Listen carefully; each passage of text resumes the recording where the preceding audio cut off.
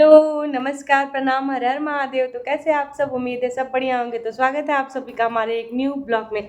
तो फ्रेंड, आज हम बात करने वाले हैं कि सनातन क्या है। तो सनातन पे बात करने वाले हैं। अर्जुन से भगवान ने बता रहे हैं कि सनातन है क्या।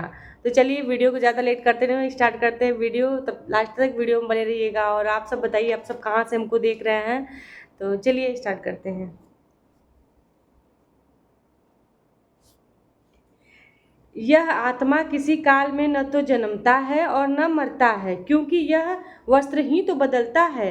न यह आत्मा होकर अन्य कुछ होने वाला है, क्योंकि यह अजन्मा है, नित्य है, शाश्वत है और पुरातन है।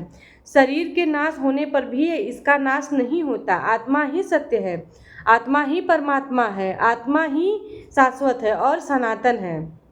आत्मा ही सनातन है। आप कौन हैं? सनातन धर्म के अनुयायी। सनातन कौन है? आत्मा। आप आत्मा के अनुयायी हैं। आत्मा, परमात्मा और ब्रह्म एक दूसरे के पर्याय हैं। आप कौन हैं? शाश्वत धर्म के उपासक। शाश्वत कौन है? आत्मा, अर्थात आप आत्मा के उपासक हैं। यदि आप आत्मिक पथ को नहीं जानते तो आपके पास शाश्वत सनातन नाम की कोई वस्तु नहीं है। इसके लिए आप आहें भरते हैं तो प्रत्याशी अवश्य हैं, किंतु सनातन धर्मी नहीं हैं। सनातन धर्म के नाम पर किसी कुरीति के शिकार है। सनातन धर्म के नाम पे किसी कृति के मतलब वही शिकार है। देश विदेश में मानव मात्र में आत्मा एक ही जैसा है। इसीलिए विश्व में कभी भी कोई आत्मा की स्थिति दिलाने वाली क्रिया जानता है और न उस पर चलने के लिए प्रत्यक्षशील है। तो यह सनातन धर्मी है, चाहे वह अपने अपने को ईसाई, मुस्लिम, यहूदी या कुछ भी क्यों न कहें। पार्थिव शरीर को रथ बनाकर ब्रह्मरूपी लक्ष्य पर अचूक निशाना लगाने वाला प्रीथापुत्र अर्जुन, जो पुरुष इस आत्मा को नाशरहित, नित्य, अजन्मा और अव्यक्त जानता है, वह पुरुष कैसे किसी को मरवाता है और कैसे किसी को मारता है। अविनाशी का विनाश असंभव है। अजन्मा जन्म नहीं लेता, अतः शरीर के लिए शोक नहीं करना चाहिए। इसी को उदाहरण में स्पष्ट करते हैं। ऐसे जैसे मनुष्य जीव पुराने वस्त्र को त्याग कर नए वस्त्र को ग्रहण करता है, ठीक वैसे ही वह जीवात्मा पुराने शरीर को त्याग कर दूसरे नए शरीर को धारण करता है। जीव होने पर ही नया शरीर धारण करता है। तो शिशु क्यों मर जाते हैं? यह वस्त्र तो और विकसित होना चाहिए। इसमें कह रहे हैं, अर्जुन पूछ रहे हैं कि तब जब शरीर पुराना होने पे शरीर को छोड़ा जाता है तो शिशु क्यों मर जाते हैं, मतलब शिशु क्यों शरीर को छोड़ देते हैं। तो इसमें चलिए भगवान क्या करें चाहिए। वस्तुतः यह शरीर संस्कारों पर आधारित है। जब संस्कार जीर्ण होने हैं तो शरीर छूट जाता है। यदि संस्कार 2 दिन का है तो दूसरे दिन ही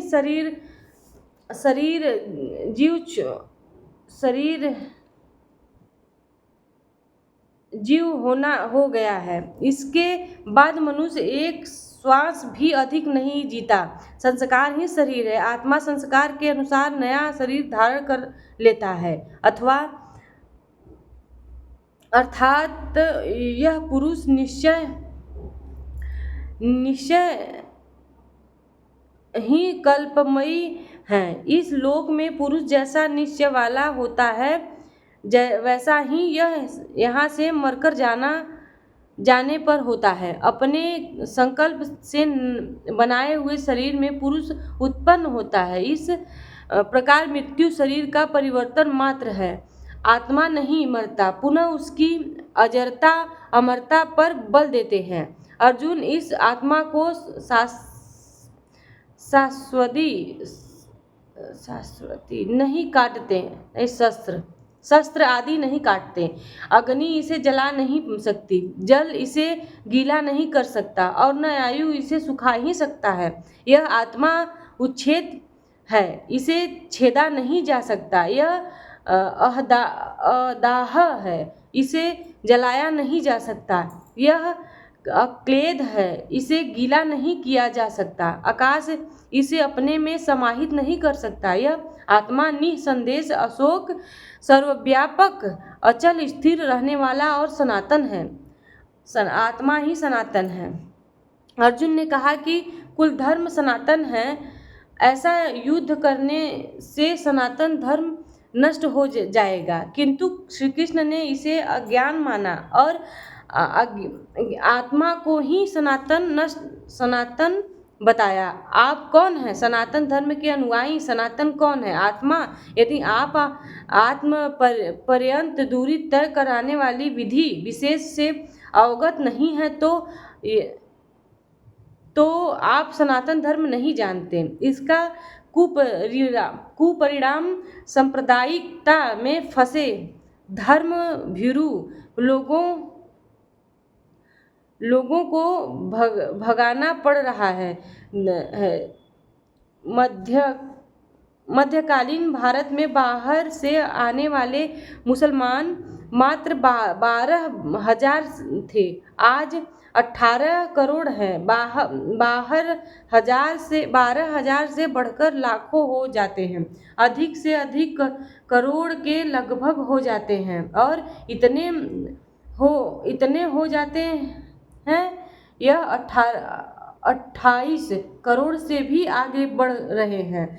इस सब हिंदू ही तो हैं, आपके सगे भाई हैं जो छूने और खाने से नष्ट हो गए। वे नष्ट नहीं हुए, बल्कि उनका सनातन परिवर्तनशील धर्म नष्ट हो गया। जब मैटर क्षेत्र में पैदा होने वाली कोई वस्तु इस सनातन का स्पर्श नहीं कर सकती तो छूने खाने से सनातन धर्म नष्ट कैसे हो सकता है? यह धर्म नहीं, एक कुरीति है, परिस्थितियाँ थी जिससे भारत में सांप्रदायिक वैमनस्य बढ़ा, देश का विभाजन हुआ और राष्ट्रीय एकता की आज भी समस्या बनी हुई है। एक कुरीति के कथानक इतिहास में भरे पड़े हैं। हमीरपुर जिले में 58 परिवार कुलीन क्षत्रिय थे। अर्धरात्रि में एक मौलवी उस गांव के एकमात्र कुएं के समीप छिप गए कि कर्मकांडी ब्राह्मण उस सबके पहले यह स्नान करने आएगा। यह वे आए तो उन्हें पकड़ लिया, उनका मुंह बंद कर दिया। उसके सामने उन्होंने कुएं से पानी निकाला, मुंह लगाकर पिया और बचा हुआ पानी कुएं में डाल दिया। रोटी का एक टुकड़ा भी डाल दिया। पंडित जी देखते ही रह गए। विवश से तत्पश्चात पंडित जी को भी साथ लेकर वे चले गए, अपने घर में उन्हें बंद कर दिया। दूसरे दिन उन्होंने हाथ जोड़कर पंडित जी से भोजन के लिए निवेदन किया तो वे बिगड़ पड़े। अरे तुम यवन हो, मैं ब्राह्मण, भला कैसे खा सकता हूँ? उन्होंने कहा, महाराज, हमें आप जैसे विचारवान लोगों की बड़ी आवश्यकता है, क्षमा करें। पंडित जी को छोड़ दिया गया। पंडित जी अपने गांव आए, देखा लोग कुएं का प्रयोग पूर्वतः कर रहे थे। वे अनशन करने लगे। लोगों ने कारण पूछा तो बोले, यवन इस कुएं की जगत पर चढ़ गए थे। मेरे सामने उन्होंने इस कुएं को जूठा किया और उसने रोटी का टुकड़ा भी डाल दिया। गांव के लोग स्तंभ रह गए। पूछा, अब क्या होगा? पंडित जी ने बताया, अब क्या, धर्म तो नष्ट हो गया। उस समय शिक्षा का बहुत अभाव था। स्त्रियों और शूद्रों से पढ़ने का अधिकार न जाने कब से छीन लिया गया था। वैश्य धनोपार्जन ही अपना धर्म मान बैठे थे। क्षत्रिय चरणों के प्रशस्ति गायन में खोए थे कि अन्नदाता की तलवार चमकी तो बिजली कौंधने लगी, दिल्ली का तख्त डगमगाने लगा। सम्मान वैसे ही प्राप्त है तो बढ़े क्यों? धर्म से उन्हें क्यों लेना देना? धर्म केवल ब्राह्मणों की जीविका बनकर रह गया था। वे ही धर्म सूत्रों के रचयिता, वे ही उसे व्याख्याकार और वही उसके झूठे सच के निर्णायक थे। जबकि प्राचीन काल में स्त्री, शूद्र, वैश्य, क्षत्रिय और ब्राह्मणों को सबको वेद पढ़ने का अधिकार था। प्रत्येक वर्ग के ऋषियों ने वैदिक मंत्रों की रचना की है।